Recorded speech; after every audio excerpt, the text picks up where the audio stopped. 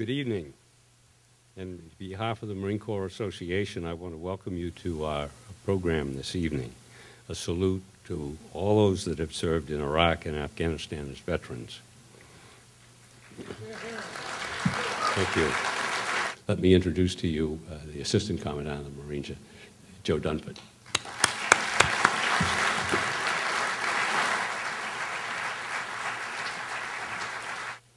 I could try to spend some time capturing, in my perspective, the characteristics, the qualities, and the accomplishments of the Marines, the soldiers, and the sailors, and the airmen that have fought in Iraq and Afghanistan. But to be honest with you, I don't think I could do that justice. And so what I thought I would do instead is share with you the stories of some Marines that, in my opinion, embody the characteristics of this generation of servicemen and women, the individuals who have participated in these campaigns that we recognize tonight. The first Marine that I'd like to introduce you to is a second lieutenant by the name of Brian McPhillips. Brian was a lieutenant in 2nd Tank Battalion at one point in the march to Baghdad. This month, back in 2003, his battalion was literally in the lead of the 1st Marine Division on the march to Baghdad, a formation of about 22,000 Marines and sailors. And the battalion commander was weighing whether he was actually going to be able to keep this platoon in the fight when Lieutenant Brian McPhillips stepped forward and volunteered to be the platoon commander. And he did that knowing that he was going to be in a Humvee in the front of a formation of armored and tracked vehicles. But, you know, his reputation as a leader in the battalion, the way Marines felt about him in the battalion, gave them extraordinary confidence. The platoon kind of pulled back together again, went back out, did their mission, and some weeks later, Brian was killed just on the outskirts of Baghdad. The second Marine I'd like to introduce you to was a young corporal by the name of Timothy Tardif. Timothy, at one point, was a squad leader in the 2nd Battalion, 5th Marines. He also was near the point of the 1st Marine Division. At a place called Baqaba, his squad was ambushed by about 100 Saddam Fedayeen fighters. His platoon commander ordered him to dismount from his armored amphibious vehicle that he was mounted in, and they began to attack into an ambush site that was across an open field of about 100 meters. Timothy Tardif was leading the squad across that open field. They secured that first row of buildings, and he realized they still had fire coming from another second row of buildings about another 100, 150 meters across open ground. Tardif quickly pulled his Marines together, gave them what we call a fragmentary order, reorienting them to that second set of buildings, and led the squad to that second set of buildings. As they approached that second set of buildings from which they had been drawing fire, Tardif was seriously wounded by an enemy grenade. He began to bleed profusely. His squad tried to evacuate him. Corpsman tried to treat him. As a squad leader, he refused treatment and continued to fight his squad until they secured that second set of buildings. As they started to move back to their vehicles, the fight being over, Tardif passed out from loss of blood, went into shock. The next thing he remembers, he was at a hospital in Landstuhl, Germany. Another year goes by. He's gone through pre-deployment training. He made a second deployment, and I get another phone call. And it was Tardif. And he was back from Iraq about 48 hours. And I got the call, and it was another one of these, "Hey, sir, this is Tardif. I just wanted to check in and give you a sit rep. I just got back from Iraq." And we started to talk a little bit, and he shared his experiences. And then at the end of the conversation, he said, "You know, sir, I really called for a reason." I said, "I knew that. I was just waiting for it. What do you need?" He said, "Sir, I worked with the Iraqi security forces during this last tour, and I picked up some Arabic, and I want to know, how do you get back on one of these transition teams? I really feel like I can go over there and make a difference." And I said, "Tardif, you've been back, 48 hours, 72 hours? Have you talked this over with your wife?" He said, "Oh, yes, sir, she's good to go." And of course, what that really meant was, no, we haven't had that conversation at all. And the last Marine I'd like to talk to you about is a Marine whose name came across my desk just this past Friday. An individual by the name of Matt Lambert. Matt was part of Marine Special Operations Company some years ago. In the fall of 2010, he was deployed, was partnered with an Afghan police unit, really a special police unit, and in a firefight he ended up losing 2 legs and suffering some other injuries. He came back and did an extraordinary job in rehabilitating himself, was an example to all the Marines. But the thing that he was most known for was how much he looked out for all the other wounded warriors when he was at the hospital going through rehabilitation.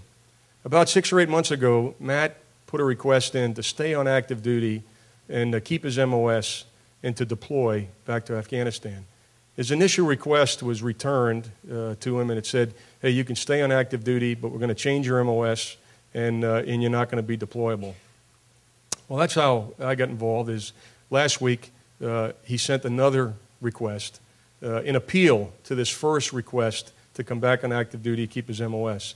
And he wrote a long letter that described what he was doing in pre-deployment training and how much he was working with his Marines and how much he felt they needed him on this next deployment in Afghanistan, which is in the month of May of this year.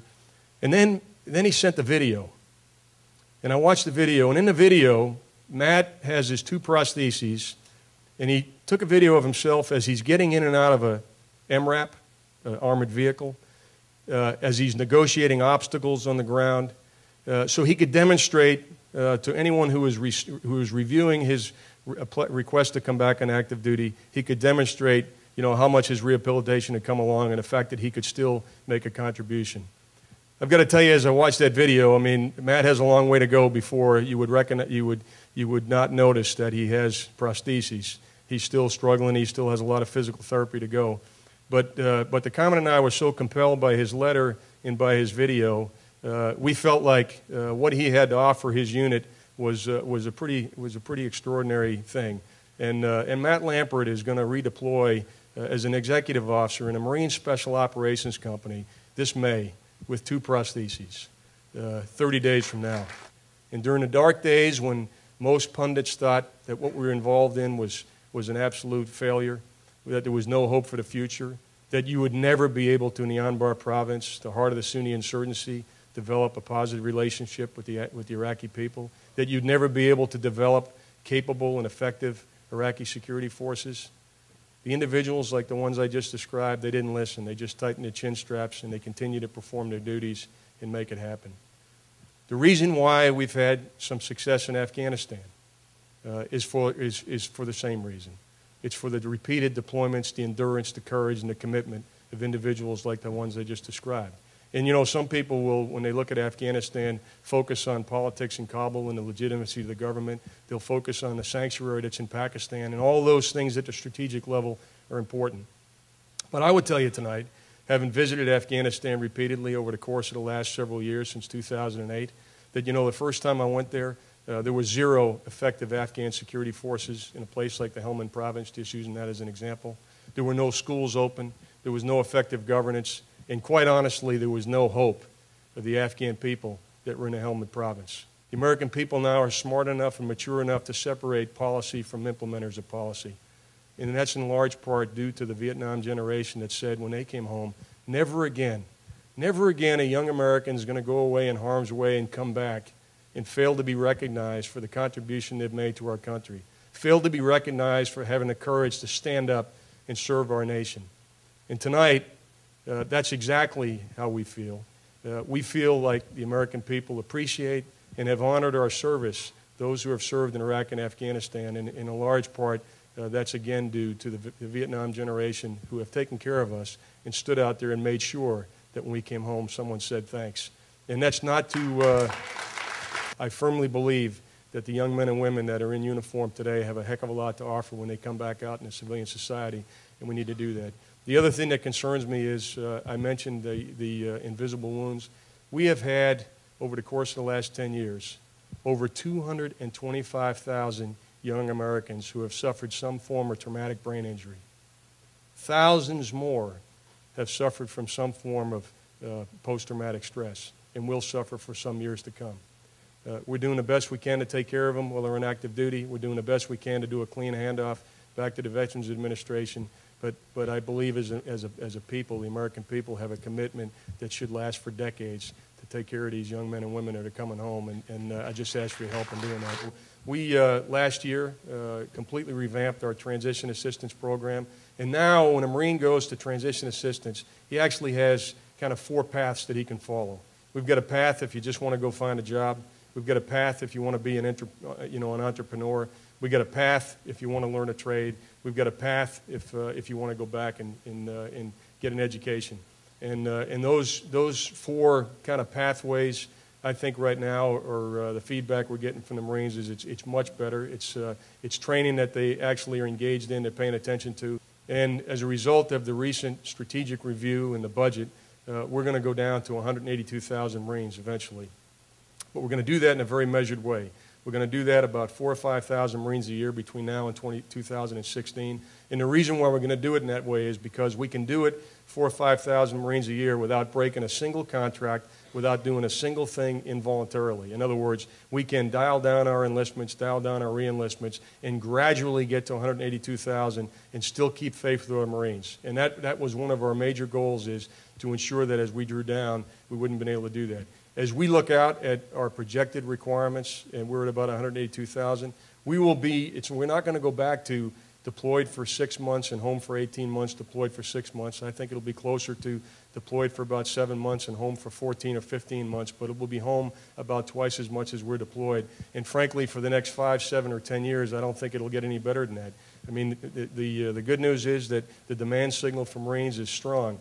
And what that means, though, is our Marines are going to be running pretty hard, and I think that's going to continue for the foreseeable future. But the thing I would want you all to have confidence in is that we're going to take care of people as this drawdown continues. When we went through, we didn't just drop from 202,000 down to 182,000. We completely reshaped the Marine Corps, and we did that informed by what we believe to be the future security environment and what Marines would be expected to do. And one of the things that we've learned here over the last several years is that some of our Marines that are in Marine Forces Reserve have unique skills that can help us in a conflict. And I can tell you from personal experience, watching Chicago cops or New York City cops or LA cops or Boston cops deploy to places like Iraq and Afghanistan has been extraordinarily helpful to us.